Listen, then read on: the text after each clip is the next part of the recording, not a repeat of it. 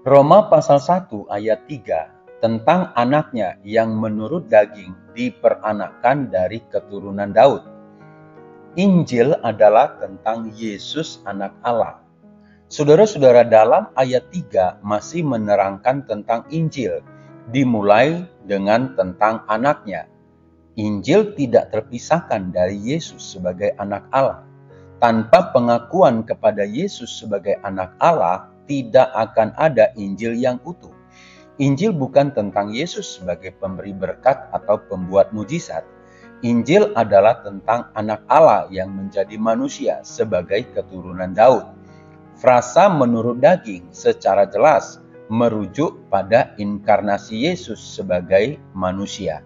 Roma 8 ayat 3. Dengan jalan mengutus anaknya sendiri dalam daging, yang serupa dengan daging yang dikuasai dosa karena dosa. Ini menunjukkan bahwa Yesus adalah anak Allah sebelum inkarnasinya. Dia bukan seorang manusia yang diangkat menjadi anak Allah. Saudara-saudara, rujukan tentang keturunan Daud di dalam Roma pasal 1 ayat 3 berhubungan dengan pengharapan mesianik bangsa Yahudi. Mereka sudah lama menantikan kedatangan seorang Mesias dari keturunan Daud.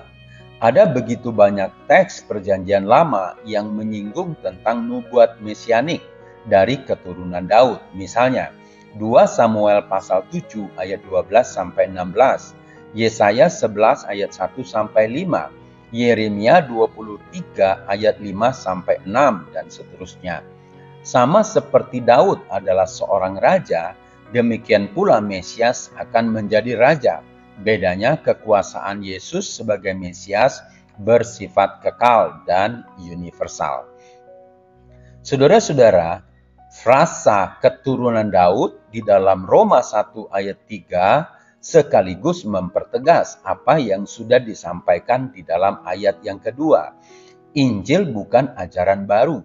Injil tidak berkontradiksi dengan perjanjian lama. Sebaliknya, Injil merupakan penggenapan dari semua janji dan nubuat di dalamnya.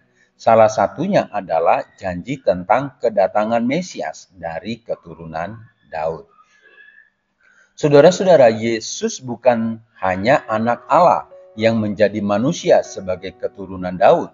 Dia juga anak Allah yang dalam kuasa kebangkitannya. Dalam ayat yang keempat, kebangkitan tidak mengubah Yesus dari manusia menjadi anak Allah. Dia sudah sebagai anak Allah sebelum dia menjadi manusia. Kebangkitan membuktikan bahwa dia adalah anak Allah yang berkuasa.